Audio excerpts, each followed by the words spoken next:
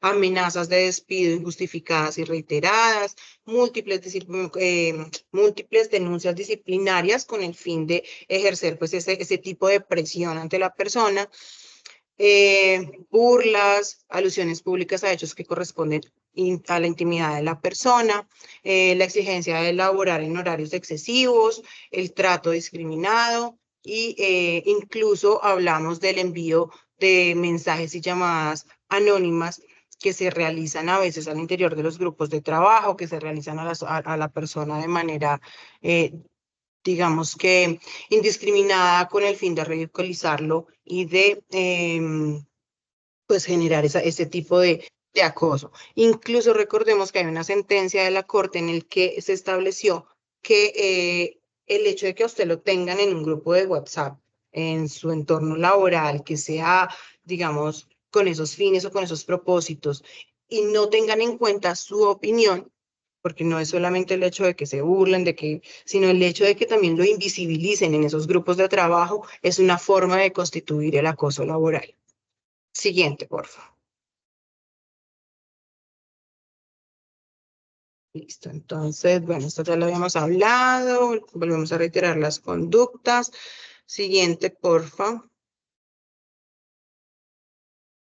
Ok, entonces recordemos que estas conductas tienen un matiz importante con este cambio normativo, lo que incluye que los entes que los conocen, como el Comité de Convivencia, tiene o adquiere unas obligaciones, digamos, especiales para la atención de estas conductas. Dentro de eso, el Comité de Convivencia pues debe examinar de manera confidencial y reservada la situación que se está planteando, tiene la obligación de escuchar a las dos partes de manera, digamos que individual, porque recordemos que una forma de revictimizar es situar a la persona que pone la queja con el presunto victimario en el mismo espacio y generar una confrontación entre ellas. Entonces, la idea es que se oigan a las personas en espacios separados. Recordemos que el Comité de Convivencia no toma decisiones, no impone sanciones, simplemente busca mediar como un tercero y llegar a unos arreglos de la controversia, actuando de manera súper imparcial y ética. Y regálame la siguiente. Con el cambio normativo, pese a que la ley 1010 pues ya tiene esos procedimientos internos, la nueva ley le dice, oiga, usted debe emitir una comunicación formal a la apertura del proceso. Usted debe indicar por escrito qué hechos o qué conductas son las que se están motivando y debe darle traslado de las pruebas que fundamentan esos hechos en un término no inferior a 5 días para que la persona se defienda, para luego emitir un pronunciamiento definitivo. ¿Qué pasa con este nuevo cambio? Que se evidencia que cuando yo le informo a la persona que Pepita Pérez puso una queja en su contra por determinada conducta y además me dijo que Juanito puede servir de testigo, pues empiezan a generarse esas hostilidades, empiezan a generarse esas rencillas, a nadie le gusta que lo denuncien por acoso laboral y mucho menos por acoso sexual, empiezan a generarse esos espacios de confrontación, de retaliaciones, de situaciones que no deberían generarse. En mi opinión, este cambio normativo genera ese tipo o propicia ese tipo de espacios que infunden miedo a que la persona siga con su denuncia. Uno, que genera retaliaciones, porque si Pepita Pérez me está denunciando, pues entonces traslado a Pepita Pérez o la invisibilizo, entonces ya no le vuelvo a hablar, porque si le hablo, usted va y se queja y dice que yo la estoy acosando, etcétera, etcétera.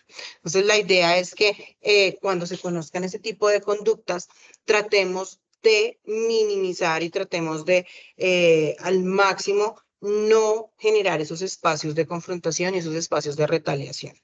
Siguiente, porfa. Ok. Pasando al ámbito del acoso sexual, hay un tema importante con el tema del acoso sexual y es la voluntad de la persona. ¿Sí? Recordemos que el acoso sexual está definido como toda conducta de naturaleza sexual que no sea consentida. ¿sí? Cuando la conducta es no consentida, me puede generar una afectación a mi dignidad, me puede generar una afectación psicológica, me puede generar una afectación a mi capacidad, digamos, de desarrollarme día a día en mi espacio laboral. Y es ahí donde se traza una línea muy, muy delgada entre el acoso, digamos, sexual, el acoso sexual laboral y la galantería, el cortejo y demás, ¿cierto? Entonces, digamos que lo que debemos tener presente es el consentimiento de la persona. El acoso sexual en la fuerza pública tiene una gravedad mayor porque recordemos que se dan en estructuras cerradas. Existe una dependencia directa del mando y por lo general existen represalias. Entonces, cuando ustedes acosadas sexualmente por su superior jerárquico, pues usted espera que su superior, en el momento en que usted rechace esas insinuaciones sexuales, pues acceda a unas represalias como, no sé, cambios de sitios, le expone a mayores turnos. Este tipo de acoso suele ser justificado con el tema de la exageración. ¿Sí? Entonces, no, es que yo le hice el comentario y lo que pasó fue que ella malinterpretó, ella exageró. Recordemos que la Corte ha sido muy puntual en determinar que este tipo de afirmaciones son fácilmente desvirtuadas teniendo en cuenta los contextos, los espacios y las formas en que se manifiestan. Las insinuaciones sexuales pueden ser manifestadas de forma verbal, con comentarios, con bromas, en forma no verbal, con miradas, con gestos, con mensajes, de forma física, con el contacto no consentido y se incluye de forma digital con las imágenes, los mensajes, las publicaciones en redes sociales, etc. Es importante precisar que frente al acoso sexual, el tema de decir es que ella no me dijo, es que ella guardó silencio, pues no significa que sea ese silencio de la víctima un consentimiento expreso o tácito de que admite la situación en la que se está viendo involucrada. Siguiente, por favor. Bueno, démosle la siguiente. Ok. Entonces recordemos que frente a estos hechos de acoso sexual, el comandante incurre en una responsabilidad cuando se conoce de los hechos y no actúa, cuando minimiza la denuncia, cuando se traslada a la víctima de cierto lugar para tenerla lejos del agresor y cuando se permite la revictimización. Recordemos que las personas que tengan conocimiento de este tipo de situaciones y sobre todo cuando tienen un nivel superior, una jerarquía superior, adquiere esa responsabilidad por guardar silencio, por no prevenirla, por no investigarla, por no protegerla. ¿Mm? Siguiente, por favor. Ok. Entonces, dentro de la perspectiva de género y dentro de todas estas modificaciones normativas y jurisprudenciales, ¿qué se quiere? Se prohíbe discriminar a las personas como víctimas, digamos, de esas violencias basadas en género. Se pretende instruir acciones para evitar ese despido o esa presión de renuncia. Recordemos que la perspectiva de género no significa dar privilegios, no significa modificar los procedimientos, simplemente se trata de identificar desigualdades y riesgos específicos en los que se enfrentan pues esas personas que son víctimas de esas violencias basadas en género. Por eso se deben analizar los contextos, por eso se debe analizar el tema jerárquico, por eso en el momento de conocer este tipo de conductas, lo que debemos hacer es identificar los estereotipos y hacerlos visibles dentro de la decisión que vamos a tomar para poder justificar digamos que la proporcionalidad de la sanción. Siguiente, por favor. Okay. ¿Qué es importante en estos temas de género? La valoración probatoria juega un papel fundamental cuando nos enfrentamos a este tipo de denuncias. ¿Por qué? Porque siempre suelen descalificarse por un carácter emocional, siempre se supone que la víctima malinterpretó.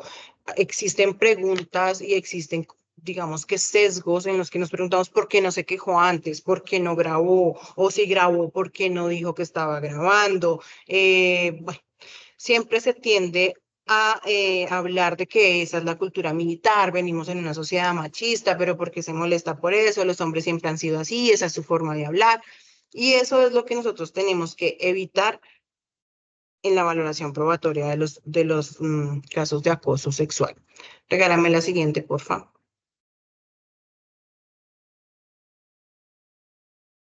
Ok.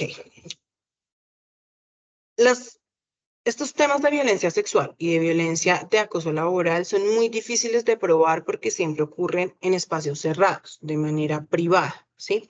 Sin embargo, la evolución jurisprudencial nos dice que hay ciertas maneras de probar esos comportamientos, como son las corroboraciones o las pruebas periféricas.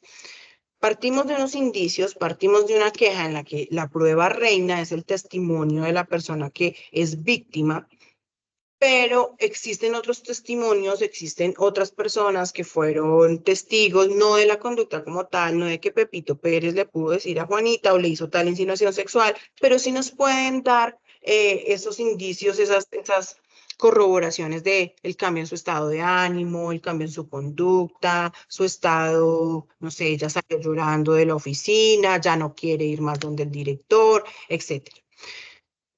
Esos análisis de esos impactos psicológicos y físicos también admiten una prueba que son, por ejemplo, los informes médicos que pueda obtener la persona, los antecedentes que tenga la persona victimaria y, bueno, frente a eso, pues digamos que el llamado es a no quedarnos con la sola corroboración de la víctima, sino tratar de irnos a las corroboraciones periféricas y de ahondar más en esas pruebas de contexto que nos pueden servir para tomar la decisión. Siguiente, porfa.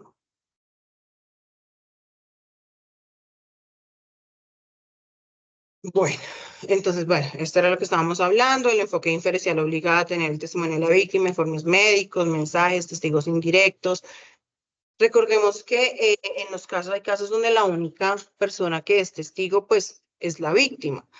Y dicen, hay una tensión, digamos, de derechos entre el derecho de la víctima a que se le crea su testimonio, a que se parta de la buena fe, y el derecho de la persona que es denunciada frente a, yo necesito que me prueben que esto realmente pasó. En estos casos hay que evaluar los contextos y hay que evaluar las situaciones que les estaba mencionando, porque existen situaciones en las que el solo testimonio de la víctima puede ser suficiente para generar una sanción cuando éste es coherente y es netamente contextualizado. Así no se presenta ninguna otra prueba. Siguiente, por favor. Ok. Es importante que las entidades tengan esos protocolos de prevención que permitan activar esas rutas seguras donde la persona que denuncia pues no va a ser develada ni publicada ni expuesta, donde se protejan sus derechos como víctima y para eso se necesita una capacitación permanente de las personas que acuden o que actúan como primeros respondientes en este tipo de denuncias.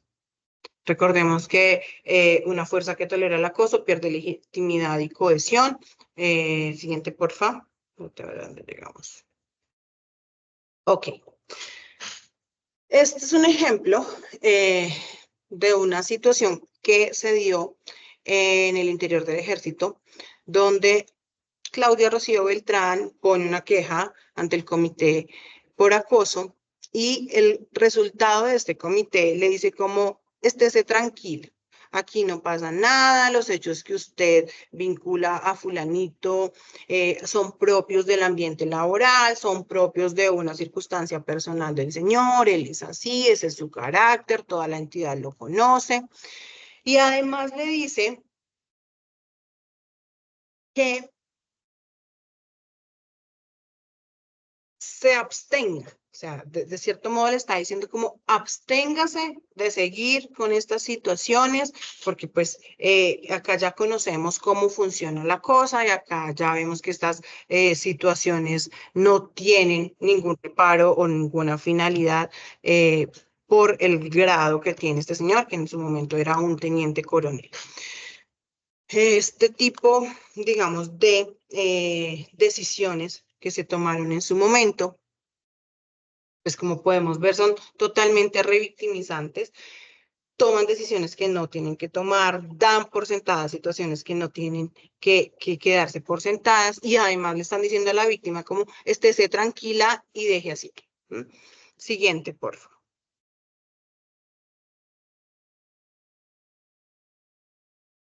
Bueno, este proceso es la primer condena que se da por acoso sexual contra un general de la República. Si ustedes quieren ahondar en ello, les recomiendo el podcast de En la raya de Cecilia Orozco, lo desmenuza muy, muy bien.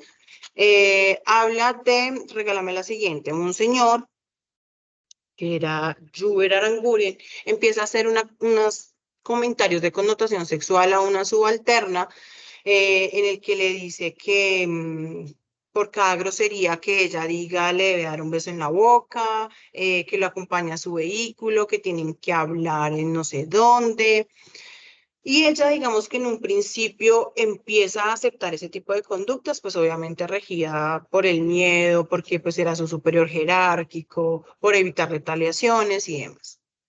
Hasta que en un momento ella como que ya no sigue el juego a este tipo de conductas y entonces este señor empieza a hacerle un escarnio público. Cuando estaban en sus formaciones, cuando estaban en las reuniones y demás, el tipo emitía ciertos pronunciamientos como las mujeres no van solo por pipí, ¿verdad?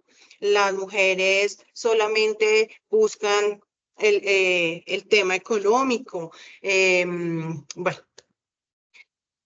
una serie de burlas y una serie de comentarios fuera de lugar, que además constituyen una violencia de género.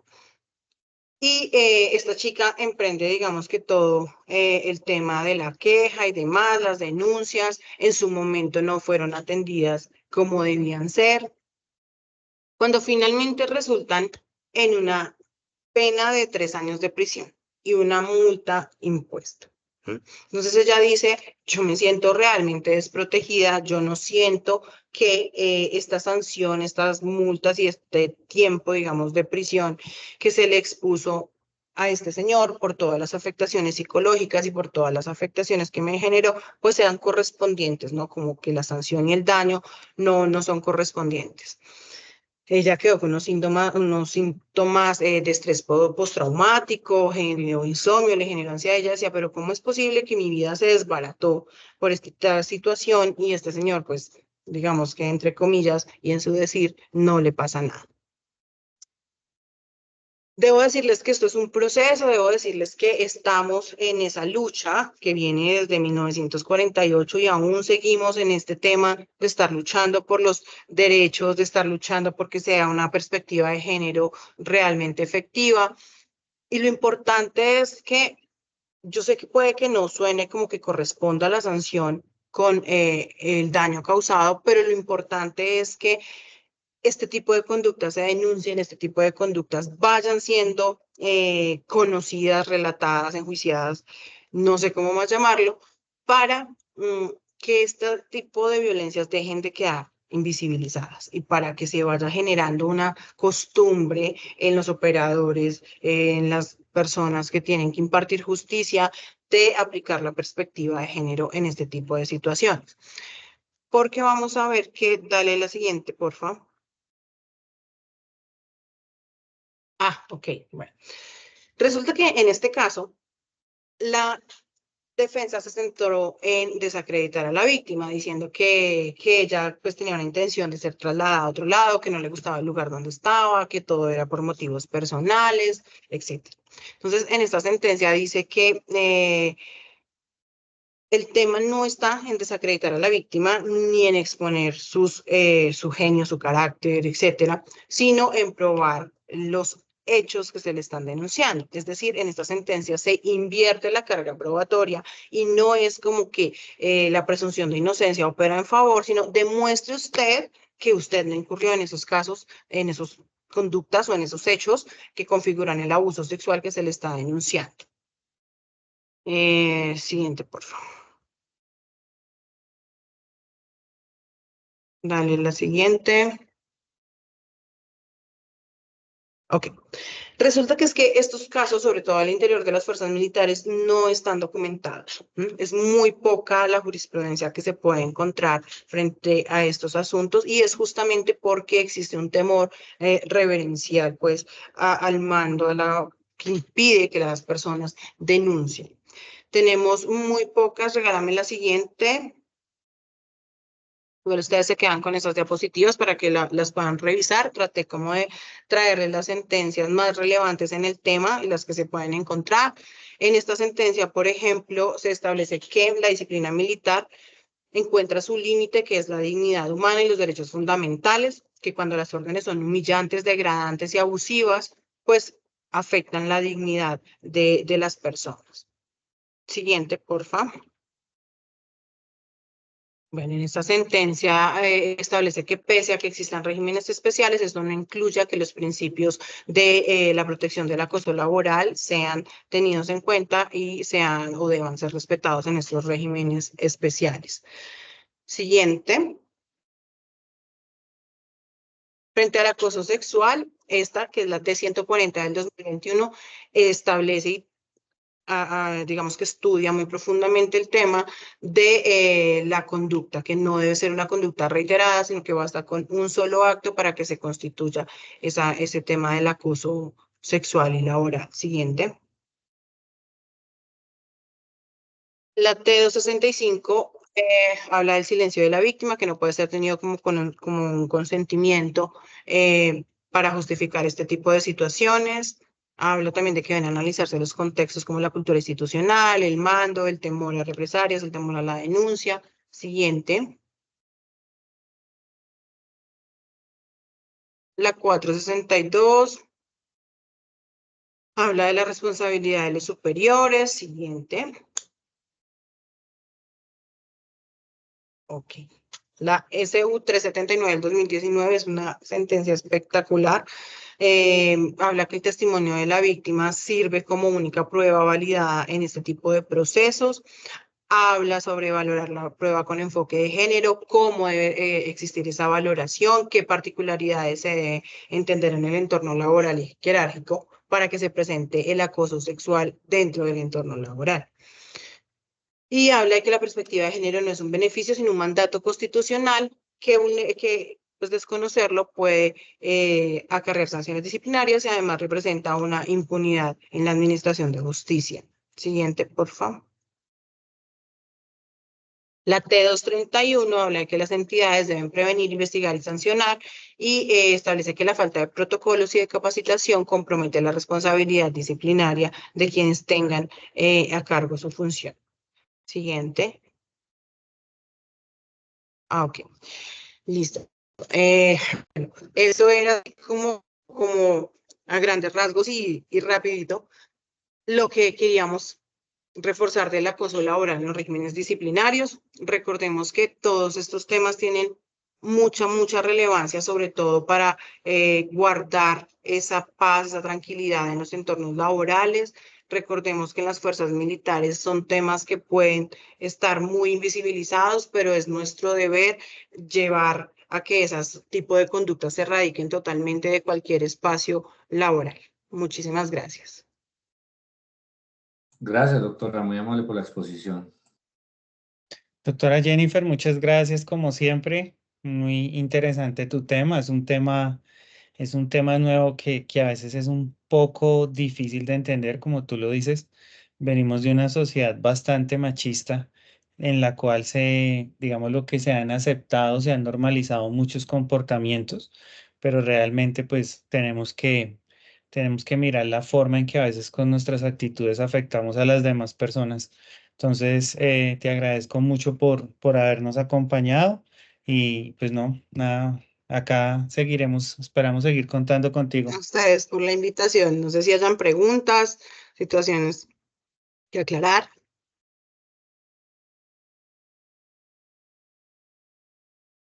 Parece que no. Bueno, entonces por el correo electrónico les estaré comunicando la clase de cierre que vamos a tener. Vamos a tener un espacio de cierre. les estaré comunicando esta semana, ya que ahorita pues por compromisos académicos no la podemos adelantar, pero vamos a hacer una clase de cierre como para darle como un enfoque a todos los temas que tratamos el día de hoy. Les agradezco mucho el que nos hayan acompañado y bueno, en una próxima oportunidad seguiremos alentando estos espacios para el derecho disciplinario especial. Muchas gracias por su apoyo y por habernos acompañado este fin de semana. Buen resto de fin de semana. Muchas gracias. Gracias, doctor. Muy amable a todos. Gracias a todos.